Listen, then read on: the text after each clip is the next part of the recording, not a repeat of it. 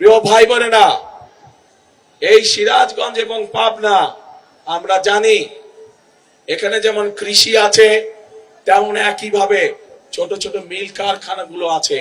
কিন্তু এই মুহূর্তে কৃষিকেও যেমন আমাদের টেনে উঠাতে হবে, কৃষক ভাইদের পাশে দাঁড়াতে হবে, একই সাথে লক্ষ লক্ষ তরুণ যুবকের কর্মসংস্থানের ব্যবস্থা করতে হবে। নতুন নতুন শিল্প পার্ক স্থাপনের মাধ্যমে আমাদেরকে এই সমস্যার সমাধান করতে হবে।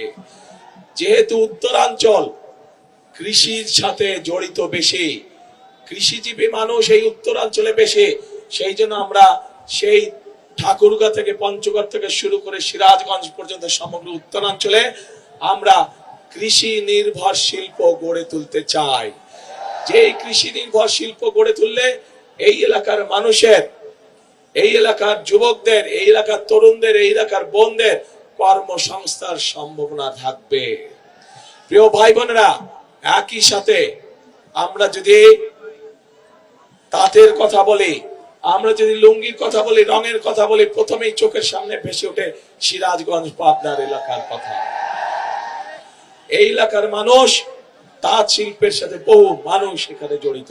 কিন্তু এই তাঁত শিল্পকে যদি আমরা, তাঁত শিল্পের সম্পর্কে যদি আমরা পরিকল্পনা গ্রহণ করতে পারি, তাহলে এই তাঁত শিল্প উৎপাদিত পণ্য আমরা ইনশাআল্লাহ সারা বিশ্বে ছড়িয়ে দিতে সক্ষম হব। এবং আগামী দিনে আমরা তাই করতে চাই। সিরাজগঞ্জ পাবনায় উৎপাদিত তাঁত পণ্য আমরা সমগ্র বিশ্বে আমরা রফতানি করতে চাই। আছেন নাকি আপনারা এটার সাথে? আমার সাথে আছেন? ইনশাআল্লাহ আমরা এই কাজটি করব। প্রিয় ভাই বোনেরা, আমাদেরকে আরো অনেক কাজ করতে হবে। আমাদের মাদেরকে, আমাদের বোনদেরকে, তাদেরকে আমাদের স্বাবলম্বী করতে হবে।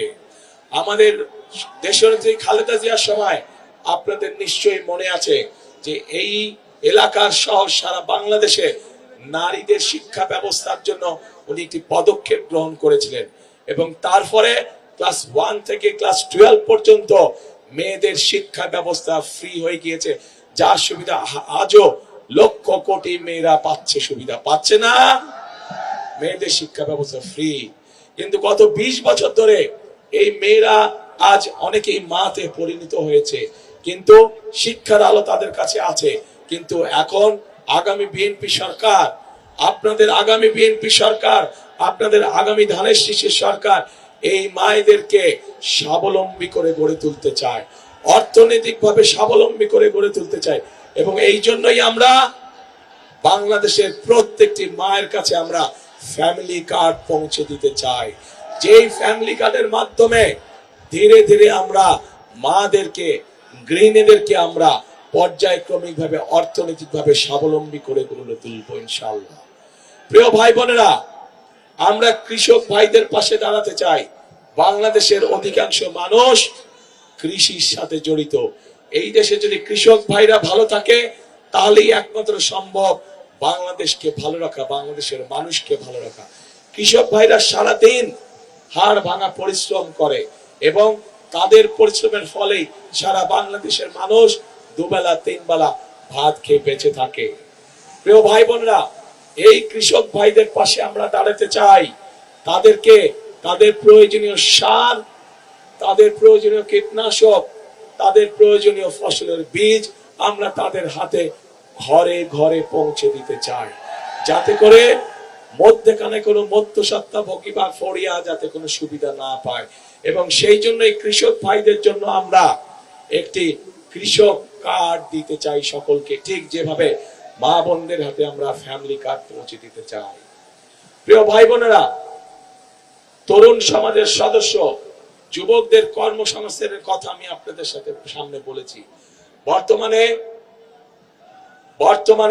তরুণ সমাজের, যুব সমাজের বহু সদস্য আছে যারা আইটিতে কাজ করে।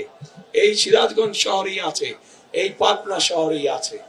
তাদেরকে আমরা বিশেষভাবে ট্রেনিং দিতে চাই, যাতে করে তারা তাদের কর্মকাণ্ডে আরো ভালো করে ব্যবস্থা গ্রহণ করতে পারে।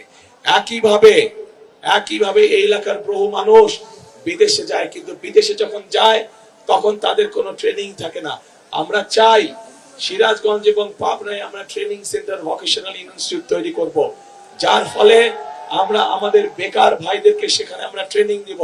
ট্রেনিং দিয়ে আমরা বিদেশে পাঠাতে চাই, যাতে করে তারা বিদেশে গেলে ভালো বেতনে কর্মসংস্থানের ব্যবস্থা করতে পারে।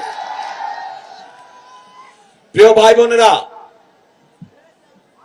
বাংলাদেশে যেমন ডাক্তার দরকার, বাংলাদেশে যেমন ইঞ্জিনিয়ার দরকার, বাংলাদেশে যেমন আর্কিটেক্ট দরকার, ঠিক আমাদের ছেলে মেয়েদের মধ্যে থেকে আমরা ক্রীড়াবিদ তৈরি করতে চাই।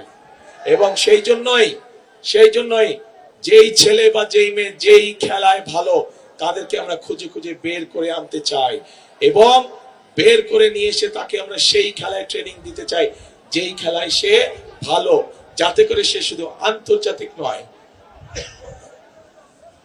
শুধু জাতীয় পর্যায়ে নয়, আন্তর্জাতিক পর্যায়ে যাতে তারা দেশের জন্য সুনাম বয়ে নিয়ে আসতে পারে।